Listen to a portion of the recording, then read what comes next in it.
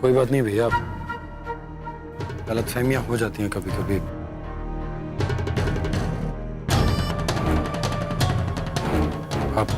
आप इस बात को भूल जाइए।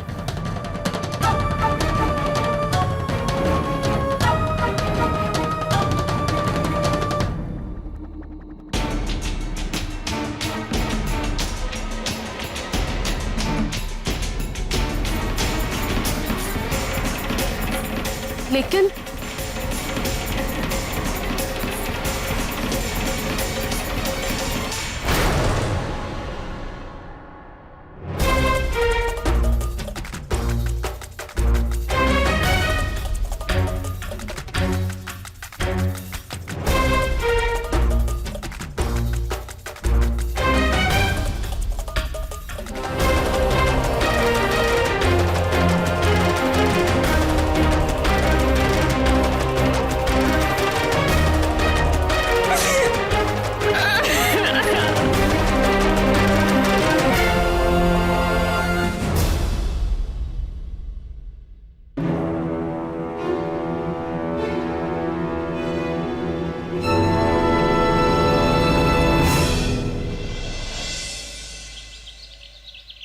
आकाश, जो कुछ भी हुआ अच्छा नहीं हुआ पूनम जी। उन्हें ऐसा नहीं करना चाहिए था। जय भैया गलत है, कन्नू भाभी गलत। ताली एक हाथ से नहीं बचती आकाश। जय भैया को उस लड़की के साथ कन्नू भाभी के साथ साथ हमने भी देखा था, इसलिए हम जानते हैं कि कन्नू भाभी गलत नहीं है और उनका गुस्सा बिल्कुल जायज। अगर उस लड़की के साथ जय भैया को आपने देखा होता तो शायद। तो क्या हो गया पूनम जी? जय भैया ने सारे घर वालों के सामने सच्चाई साफ साफ बता दी। कई बार हो जाता है कि हमारी आंखों देखी कानों सुनी बातें भी गलत हो सकती। लेकिन आकाश, आपने आजकल जय भैया का व्यवहार नहीं देखा? पहले से कितना बदल गया है। आजकल झूठ बोलने लगे और वो कन्नू भाभी से कितने उखड़े हुए रहते हैं। और वैसे भी आकाश, जब पति गलत रास्ते पे चल निकलता है तो उसकी भनक सबसे पहले पत्नी को ही चलती है। और यहाँ तो कन्नू भाभी ने खुद अपनी आंखों से उन दोनों को साथ में देखा था और उसके गवाह हम हैं। लेकिन जय भैया ने अपने सफाई में जो कुछ भी कहा, पता नहीं क्यों उनकी बातों पर हमें यकीन नहीं हो रहा। पूनम जी, इसमें यकीन ना करने वाली कौन सी बात है? जय भैया परेशान हैं तो कन्नू भाभी की हरकतों की वजह से। आप नहीं जानती कन्नू भाभी को? नहीं आकाश, हमें इस मामले में कुछ करना चाहिए। पूनम जी, हमें कन्नू भाभी के मामले में नहीं पड़ना चाहिए। आप तो जानती है ना कन्नू भाभी को, अपने फायदे के लिए वो किसी पर भी उंगली उठाने से नहीं चूकती है। अपने पति को नीचा दिखाने का मौका नहीं छोड़ा उन्होंने, तो आप तो उनकी देवरानी है। जो भी हो आकाश, पता नहीं क्यों हमें बार बार लग रहा है कि जय भैया हम सबसे कुछ छुपा रहे हैं। पूनम जी, इस मामले पर जितनी जल्दी मिट्टी डाल दी जाए उतना अच्छा है, क्योंकि अगर हम इसी तरह बाल की खाल निकालते रहेंगे ना तो मामला सुलझने के बजाय उलझ जाएगा। आकाश, हम बात बढ़ाने की नहीं, उन दोनों के बीच में बात कराने की बात कर रहे हैं। हम तो बस यही चाहते हैं कि इन दोनों के बीच की दूरियां खत्म हो जाए।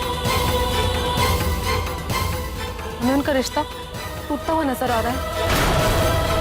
इससे पहले कि बहुत देर हो जाए, किसी को कुछ तो करना होगा। उन दोनों को एक दूसरे के साथ वक्त गुजारने का मौका देना होगा, ताकि आपस में मिलकर वो अपनी सारी मिसअंडरस्टैंडिंग दूर कर सके। आकाश, प्लीज समझने की कोशिश कीजिए। पूनम जी, मैं आपकी बात समझ रहा हूं, लेकिन आप ही बताइए कि इसके लिए क्या किया जा सकता है?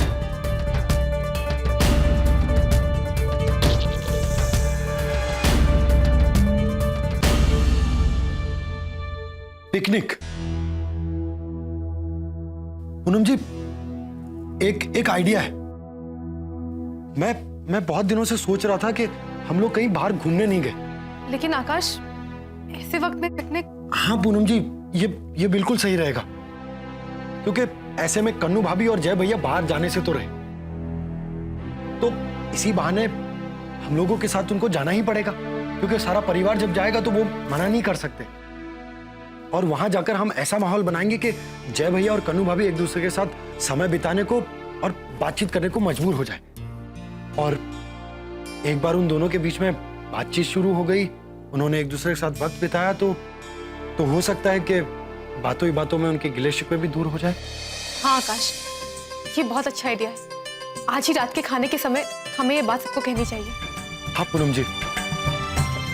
आज ही ये बात पक्की कर लेते हैं।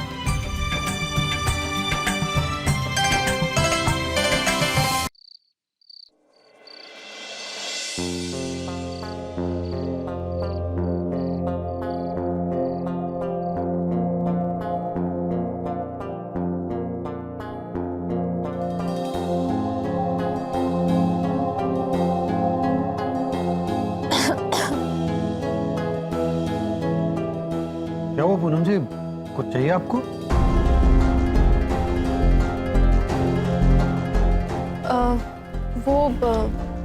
आकाश, आपने हमसे कुछ कहा था ना, वो हमें लगता है कि आपको सबके सामने वो बात करनी चाहिए। हाँ पूनम जी, अच्छा याद दिलाया आपने। बाबूजी, मैं क्या कह रहा था कि हम सबको, यानी कि पूरे परिवार को साथ में समय बिताए हुए काफी वक्त हो गया है। तो क्यों ना हम लोग कहीं घूमने चलें? वाह, मतलब कि पिकनिक एकदम लल्लन टॉप आइडिया है। अब मजा आ जाएगा। अब वैसे भी कल छुट्टी का दिन है, चला जा सकता है। कभी एक दिन के लिए भी आबोहवा बदल जाए तो जीवन में कुछ अच्छा ही बदल जाता है। क्यों कनो? क्या कहूँ दादी, सब कुछ तो बदल गया है मेरे जीवन में। अब और क्या बाकी बचा है बदलने के लिए?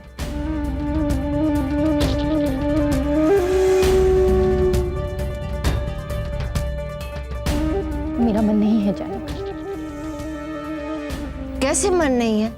देखो, तुम भी चलोगी और जय भी। छोड़िए ना दादी ये पिकनिक विकनिक, आप लोग जाइए, मुझे नहीं आना। जय, ये जिद छोड़ो ना।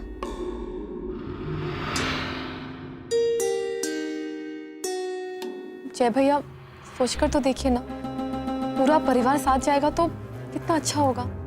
जय, परिवार को थोड़ा समय देना चाहिए। वैसे भी पिछले कुछ दिनों से हमारे परिवार में बहुत गहमा गहमी चल रही है। सब एक साथ होंगे, एक साथ सबका वक्त बीतेगा, मजा आएगा। जय, ज्यादा जिद नहीं करते, चलो तुम भी साथ में। ठीक है दादी, जैसा आप ठीक समझे।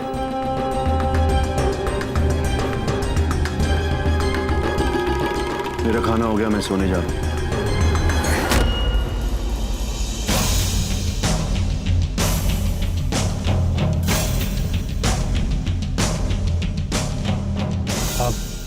भाभी, अगर आप नहीं चलेंगी तो हम सबको अच्छा नहीं लगेगा। आप यहाँ खामखा बेकार की बातें सोचती रहेंगी और हम वहां आपके लिए परेशान होते रहेंगे।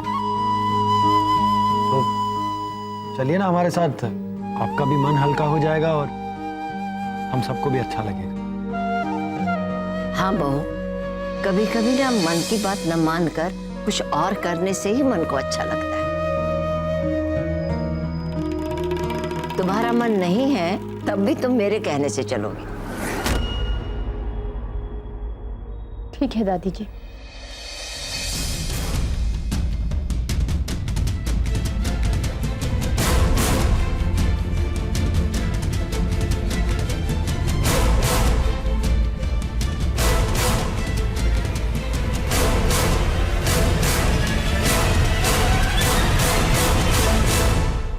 लेकिन आकाश, ये पिकनिक का वाहियात विचार तुम लोगों के दिमाग में कैसे आया?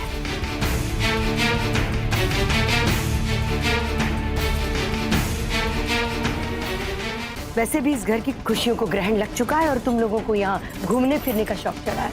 माँ जी, घूमने फिरने के लिए नहीं, हमने और आकाश ने कुछ सोचकर पिकनिक का प्लान बनाया। कल छुट्टी है तो सब लोग साथ मिलकर जाएंगे तो सबको थोड़ा बदलाव मिल जाएगा और एक दूसरे के साथ वक्त बिताने का समय भी मिल जाएगा। और वैसे भी ऐसे छोटे छोटे पल साथ बिताने से घर परिवार के सारे लोगों के बीच मनमुटाव दूर हो जाते हैं और सब एक दूसरे के और करीब आ जाते हैं। ठीक सोचा बहू तुमने।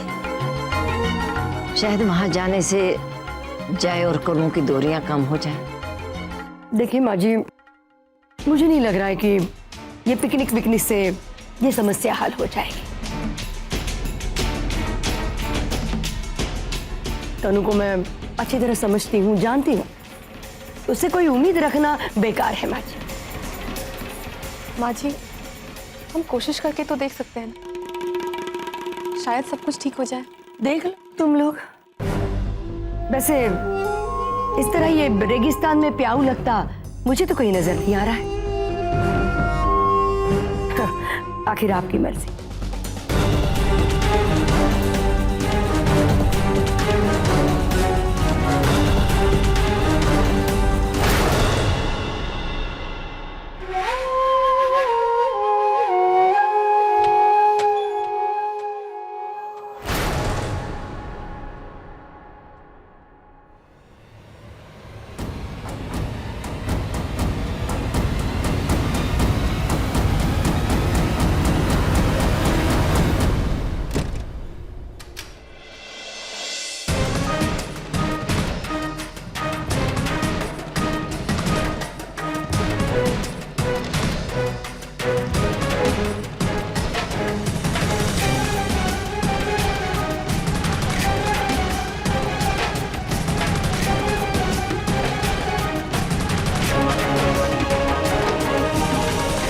बंद कीजिए अपना ये नाटक। मुझे पता है कि आप सो नहीं रहे। आप अपना ये झूठा चेहरा दिखाकर अपनी सच्चाई अपने परिवार को साबित कर सकते हैं, मुझे नहीं। ये बकवास बंद करो और चुपचाप जाके सो जाओ। वाह, बकवास मैं कर रही हूँ या आप? इटावा की हूँ मैं, उड़ती चिड़िया के पर गिन लेती हूँ, और आपको तो रंगे हाथों पकड़ा है मैंने। बीवी हूं मैं आपकी, मेरी आंखें धोखा नहीं खा सकती। मुझे पता है कि दाल में कुछ काला है। देखो, तुम्हें जो भी समझना है ना, यहाँ बैठ के समझती रहो, मुझे कोई फर्क नहीं पड़ता। और वैसे भी आज तक तुमने मुझ पे कौन सा भरोसा किया है? जब देखो झगड़े की सूझती रहती है तुम्हें। अगर कल को मैंने कुछ गलत भी किया ना, तो उसकी जिम्मेदार तुम खुद होगी। क्योंकि जिसकी बीवी तुम्हारे जैसी हो ना, उसका संभलना मुश्किल ही नहीं, नामुमकिन है।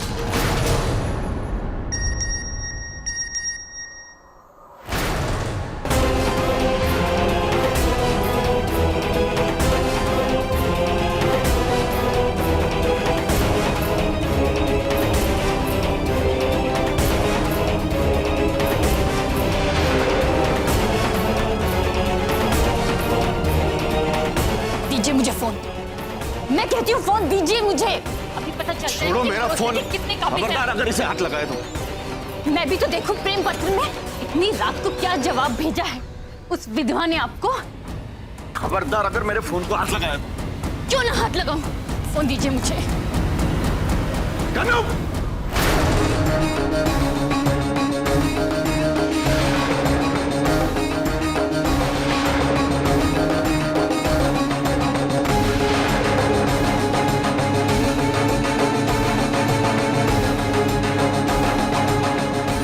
देखो कन्नू, अपनी हद में रहना। मैं तुम्हारा पति हूं, तुम्हारे बाप का नौकर नहीं। तुम्हारा ये गवारपन मैंने बहुत बर्दाश्त कर लिया, लेकिन अब नहीं। ये मत भूलना कि मैं एक मर्द हूं और तुम एक औरत। मैं कुछ बोलता नहीं ना, इसका मतलब ये नहीं कि मेरे सर पे चढ़ के नाचो। चुपचाप एक कोने में पड़ी रहो, वरना बहुत बुरा होगा, समझी?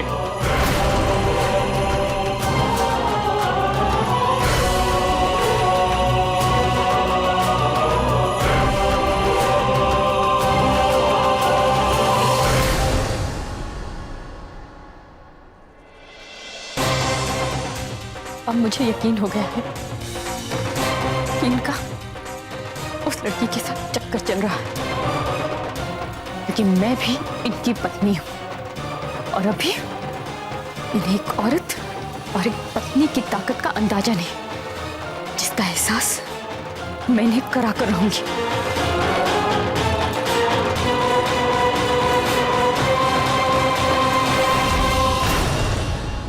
दीदिया, पूनम और कनू के बीच में जो तुमने इतनी मेहनत से खाई खोदी है ना, वो मुझे भरती हुई नजर आ रही है। और पूनम पूरी कोशिश करिए जय और कनु के रिश्ते सुधारने में। अगर ऐसा हुआ तो कनु पुराना सब कुछ भुला के उससे हाथ मिलाइए, मतलब कि दोनों की दुश्मनी खत्म। और तुम्हारे पास तो दूसरा कोई रामबाण भी नहीं बचा है। जानते हो बच्चों, अगर दोनों बहुएं एक हो जाएगी तो इस सास के लिए कोई आस नहीं रह जाएगी।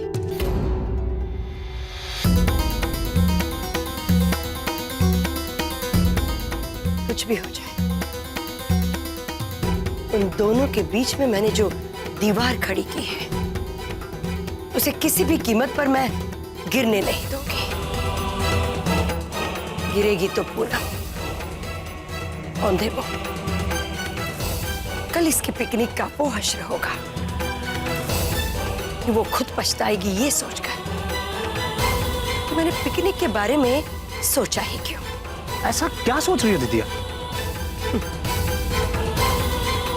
वक्त आने दो बच्चों, तुम्हें सब पता चल जाएगा।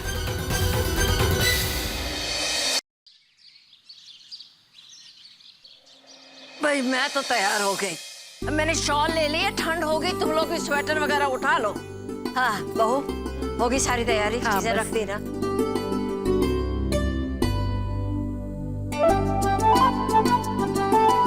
अरे मामा जी, ये 2 बॉल और रख लिए मैंने, घूम जाएगी तो काम आएगी अपने। कहाँ है मामा जी? नहीं आए अभी तक? अरे मामा जी!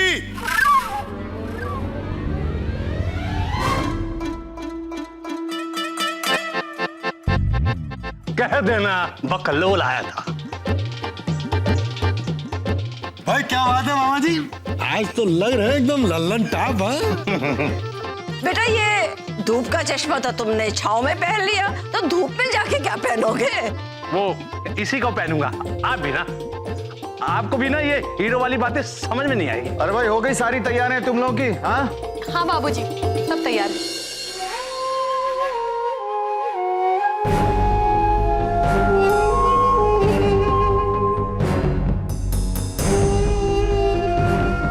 भाई, सामान सब कार में रखो। मामा जी, ये चश्मा छोड़िए और सामान उठाइए।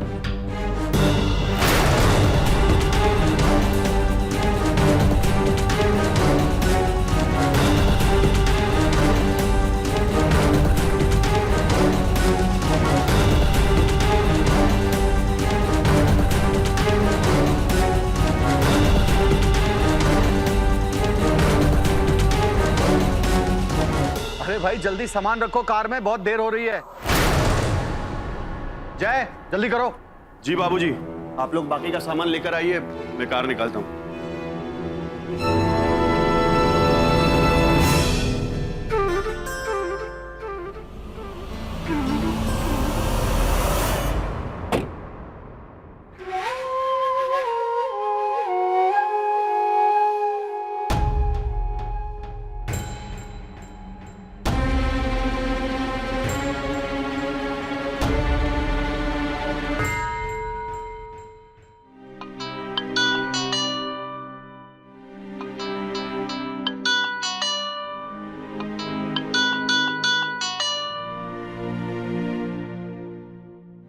हाँ जी बोलो, आ रहे हो ना? सॉरी बुजू डार्लिंग, आज नहीं मिल पाऊंगा। वो घर वालों ने अचानक पिकनिक का प्रोग्राम बना दिया ना। पिकनिक? और मेरी भी ना? अच्छा, तो बहुत प्यार जताया जा रहा है श्रीमती जी से। तो कल की लड़ाई के बाद वो तुम्हें मनाने के लिए पिकनिक ले जा रही हैं? ओफो, ये धुआं! कहीं मेरी जान को जलन तो नहीं हो रही? जलन? और मुझे? मुझे क्यों होगी जलन? अच्छा, नहीं हो रही जलन? कन्नू डार्लिंग, जल्दी चलो, हम लोग पिकनिक के लिए लेट हो रहे हैं। बाय जय। अरे रे,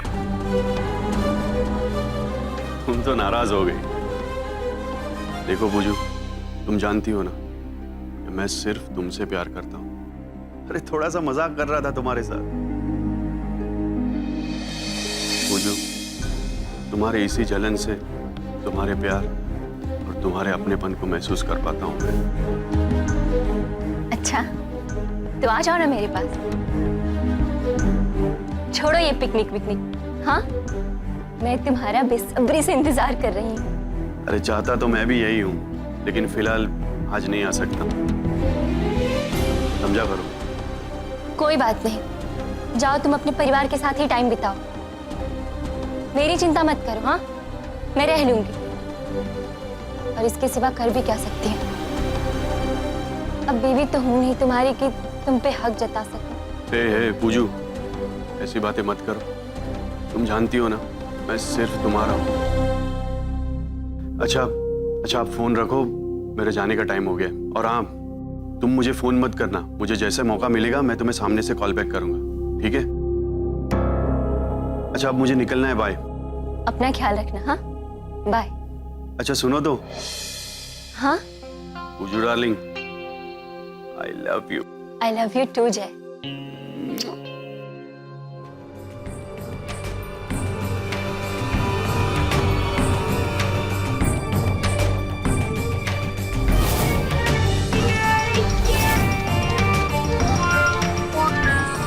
कोई बात नहीं जय, अगर तुम मुझसे मिलने नहीं आ सकते तो क्या हुआ? मैं तो तुमसे मिलने आ सकती हूँ ना?